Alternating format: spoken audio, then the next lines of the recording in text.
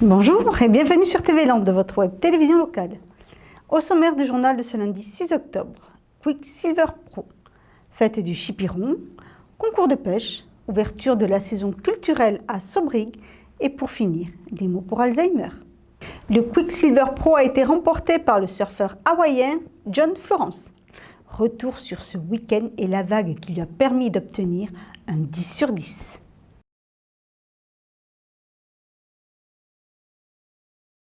Où la vague part un grand bottom qui se glisse dessous, qui utilise sa sensation probablement sur le avec un énorme feedback derrière.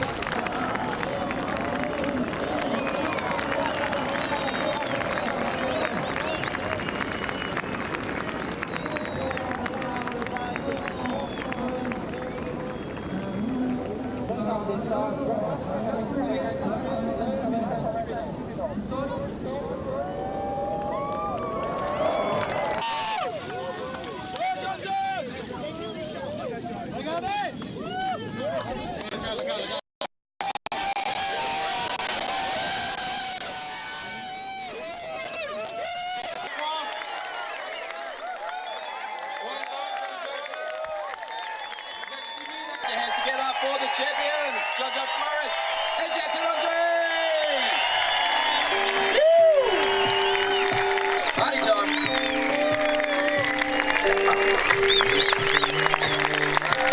Oh, I'm so stoked, especially after being so close at lowers and having another chance in the final. And I mean, I was so nervous today that it's like really hard to surf out there right now. And Jadson had such a good heat with Jordy, and he was getting big barrels and doing big turns and stuff. So I was pretty nervous. I was paddling out. I was like, oh, I can't make the final again and not win. And I don't know. I'm so stoked right now.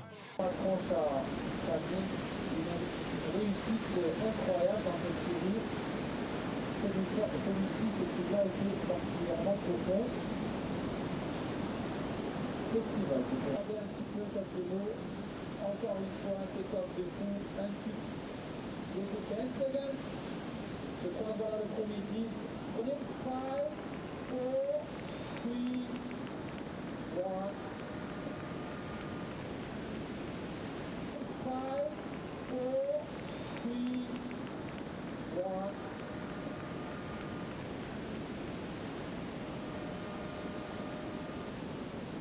Éblouissant John Florence, éblouissant sur cette dernière vague, il n'y a rien à dire. Probablement.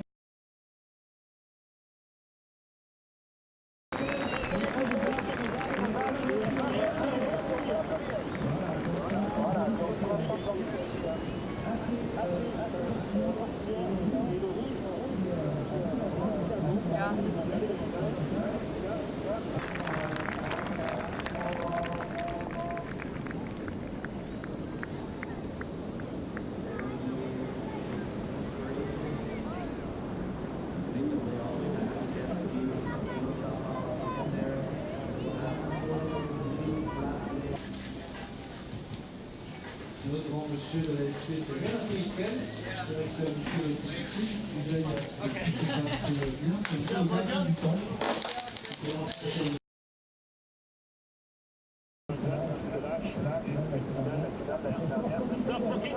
À l'inside avec un Chalition qui sort.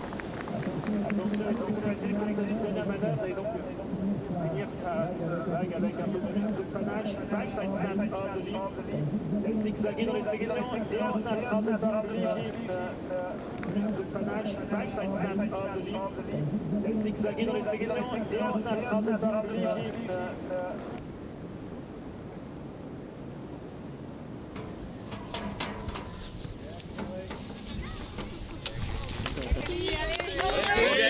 Go!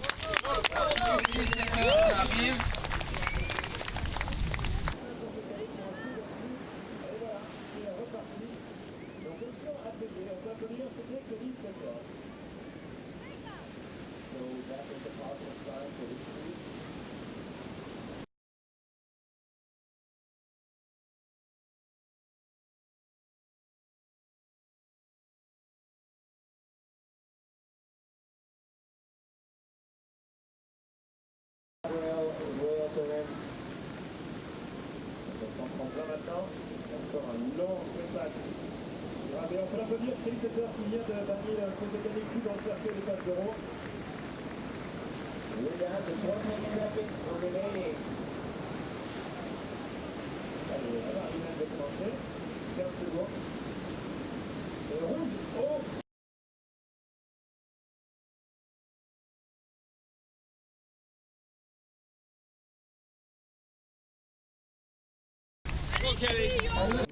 Yeah, I did the best I could out there, and I mean, sometimes you got it, and sometimes you don't. And this just seems like a year. I've had one of those years, and I'm just trying to understand it. You go out, you make decisions, and you just deal with the results. And it wasn't my day today, and good for Jordy. He's kind of on a tear now. Him and John are kind of on a tear these last couple contests.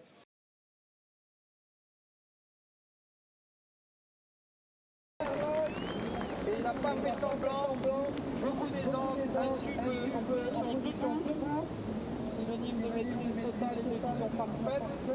De la...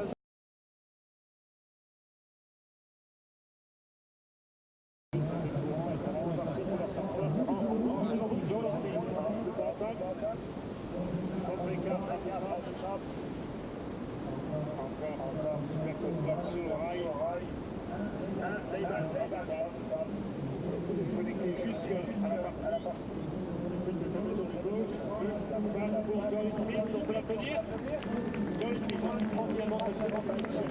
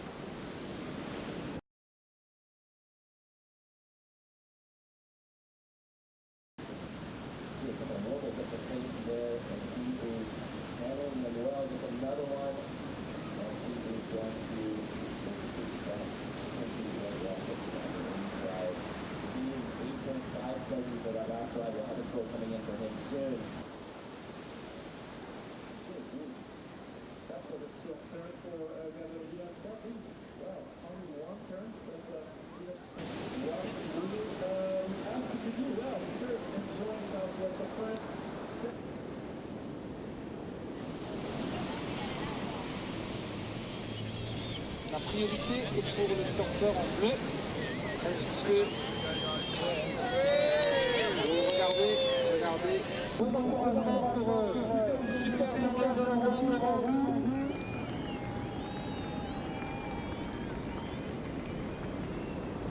Fin septembre, Cabreton fêtait le chipiron, l'appellation locale du calamar.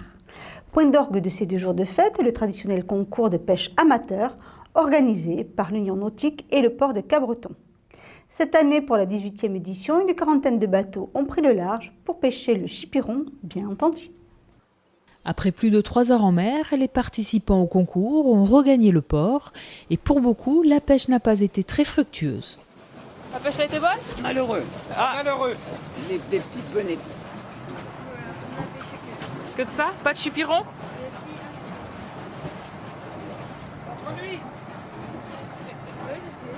Un seul?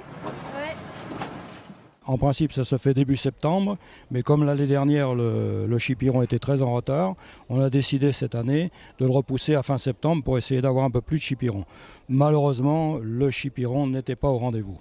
Il y a eu encore quand même quelques prises, mais bon, c'est pas des prises extraordinaires. À la différence des poissons, le chipiron ne s'attrape pas par la bouche, mais au niveau des tentacules, avec un leurre qui ressemble à une crevette. En fin de compte, la pêche au chipiron se pêche à la turlute, donc c'est un leurre particulier, de différentes couleurs en général. Et il faut secouer la canne pour avoir des touches. Et lorsqu'on a une touche, on ferre légèrement et on remonte le calamar jusqu'à la surface. Et à ce petit jeu, certains ont eu plus de réussite que d'autres, mais au final, l'essentiel était ailleurs. La pêche est un hasard, même pour les meilleurs. C'est tellement de critères. Le poisson aussi cette année est un peu particulier, chaque année a ses raisons. Et avant tout, c'est un bon moment entre copains, entre familles, de partir sur le grand large et savourer l'océan, le bleu de l'océan, aucun bruit si ce n'est des moteurs, voilà, et de voir quelques oiseaux aussi, c'est beau. Il y a évidemment une part de chance, comme dans tous les sports, mais il y a aussi des gens qui observent, qui ont l'habitude, qui ont des techniques spéciales, les turlutes d'une certaine couleur. Parce qu'on peut avoir un poisson nageur bleu, jaune, rouge, vert. Bon, il suffit de pêcher par exemple avec un premier poisson par exemple jaune. Bon, on se dit tiens, le jaune a mordu, pourquoi pas essayer? Donc on change les leurres, on remet un jaune. Si ça meurt encore, bon, on peut changer carrément tous les appâts. Hein. Mais aussi, il y a une question de chance et une question d'habitude. Après, il y a des gens qui sont équipés de sondeurs électroniques, donc ils peuvent voir les fonds. Et sur les fonds, ils voient les poissons. Ils ne peuvent pas distinguer si ce sont des chipirons ou des poissons, mais ils voient qu'il y a du poisson. Donc s'il y a des poissons, il y a des chances qu'il y ait des chipirons. Donc tout ça, ça et beaucoup d'expérience et d'habitude, bon, mais ça fait la différence. Bien que l'équipage classé second ait remonté plus de calamars, rapporté au nombre de pêcheurs sur le bateau, Thierry Berthaille remporte pour la 3e fois le concours avec 1,8 kg et 5 chipirons. Parmi les pêcheurs de chipirons, beaucoup n'ont pas eu de chance. Pour Jean-Mathieu, si cette année n'a pas été très florissante en termes de prise, il y a quelques jours, ce pêcheur amateur a eu beaucoup plus de réussite. Nous avons fait un second concours de pêche autonidée organisé par l'association sur lequel 13 bateaux étaient inscrits. Dans ces 13 bateaux, donc, on pensait attraper un peu de thon rouge ou thon blanc. Et puis certains ont été beaucoup plus chanceux que ça puisque le thon était absent. Et on a eu Jean-Mathieu à côté de moi qui a attrapé ce magnifique marlin de 2,35 m. Alors c'est un record du golfe de Gascogne, mais en plus c'est un record de France. Puisque l'ancien record était de 42 kg. Et celui qu'on a attrapé faisait 52 kg 400. C'est une affaire d'équipe. Hein. Il faut un barreur, il faut un gaffeur, donc il faut une personne qui est au moulinet. On passe du temps. On a mis quand même 1h15, voire 1h30 donc, pour le ramener.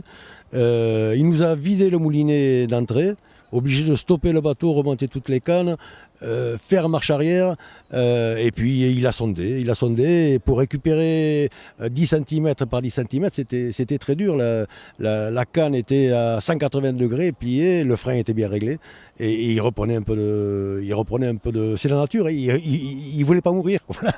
Donc on est arrivé à l'avoir quand même. Quand tu dis j'ai vidé le moulinet, il faut préciser c'est quelques 500 mètres de fil qui sont partis de 90 centièmes, c'est pas rien quoi. Voilà, c'est un poisson qui, comme le thon, peut avoir un départ à plus de 80 km/h, donc on comprend pourquoi tout ce fil part aussi vite, même avec des bons moulinets. C'est un vrai combat en fait. C'est un vrai combat, fatigué après, mais très heureux. On s'est embrassé, donc on a chanté, on s'est applaudi, et puis on s'est même baigné. Donc on était heureux, quoi. Heureux. Après la rentrée, la Mamizelle de Sobrig ouvre ses portes pour une nouvelle saison culturelle avec des nouveautés. Découvrez les groupes programmés à l'ouverture. La 13e saison culturelle de la Mamizelle débutait vendredi 26 octobre avec un concert aux couleurs Touareg avec Eza en tête d'affiche.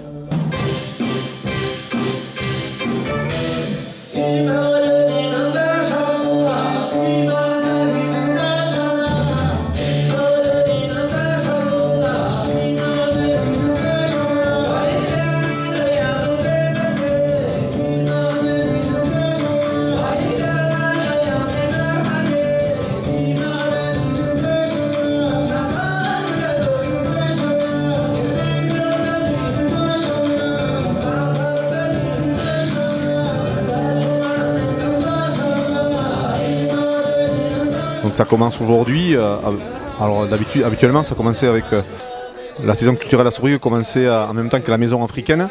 C'était un week-end qui s'est coordonné. Cette année, il y a des changements puisque la maison africaine se tient à Pôle Sud. Cette année, c'est une saison un peu charnière puisqu'il y a du changement à la tête de l'équipe de bénévoles qui gère ce label scène départementale à Saubrigues. Ils ont eu, on va dire, 6 mois pour peaufiner ce début d'année, ce début de saison. Ils commencent par des changements puisqu'ils nous ont présenté une saison par trimestre. Donc on a une plaquette qui nous annonce que les 3 premiers spectacles jusqu'au mois de décembre, et après suivra donc une deuxième plaquette et je pense une troisième, jusqu'une dernière date qui va se trouver en mai. Et en première partie, ce sont 5 jeunes bordelais qui ont fait découvrir leur univers hip-hop reggae soul au public de la Mamiselle.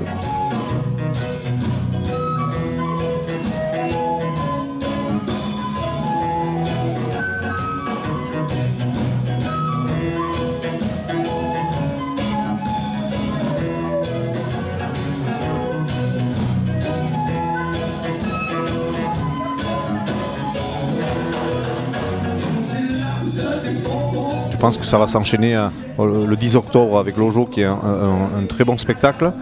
Voilà, donc on espère que, ma foi, on croise les doigts pour que le public soit au rendez-vous et surtout que le public vienne prendre beaucoup de plaisir ici à Saubrigues. Oui, j'ai pris un abonnement comme je fais tous les ans, depuis 10 ans pour cette salle-là, pour la Mamiselle. Je la connais depuis l'ouverture. Elle a toujours donné satisfaction. Avec la variété des programmes et puis l'ambiance surtout. Rendez-vous donc le 10 octobre pour prendre votre abonnement. Vous pourrez découvrir à partir de mercredi ces groupes dans le magazine À vos oreilles à la suite du journal. Un magazine où l'on partira à la rencontre des artistes et de leur musique. Maintenant, dans notre magazine Santé, cette fois consacré à la maladie d'Alzheimer, le journaliste et radio Alex Taylor nous lit la lettre qu'Hillel a écrite à son grand-père, muré dans la solitude par cette terrible maladie.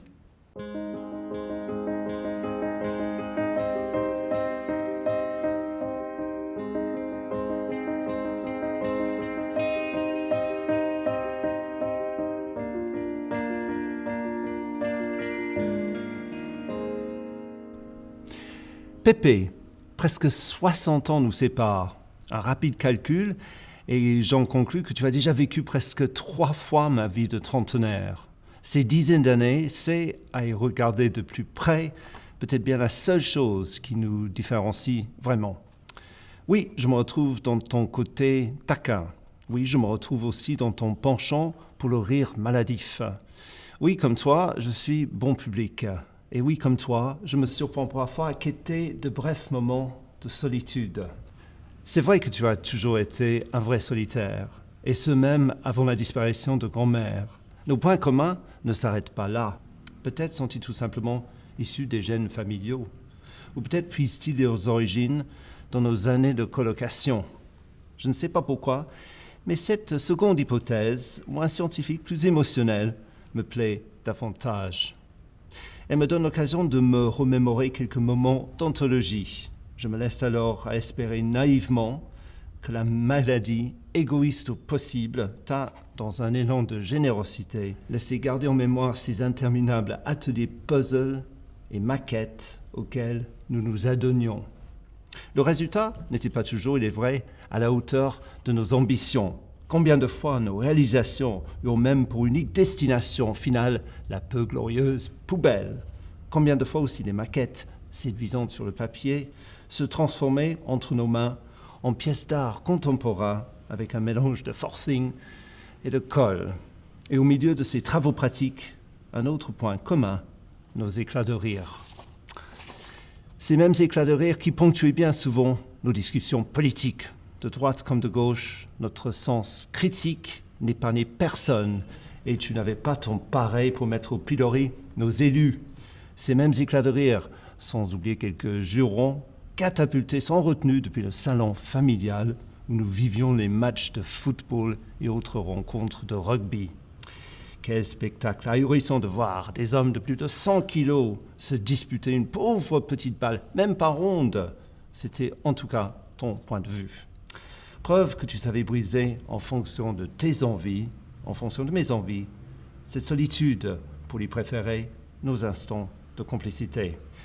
Si je comprenais et respectais ta solitude volontaire, j'éprouve colère et tristesse face à cette nouvelle forme de solitude que t'impose la maladie. Je hais encore plus la fragilité dont elle t'a affublé. Toi, cet homme admiré pour une santé physique préservée malgré un âge avancé. Je hais cette barrière qu'a dressée entre nous la maladie, brisant nos échanges tellement plaisants. Mais maladie ou pas, Pépé, tu as été. Pépé, tu es. Et Pépé, tu resteras.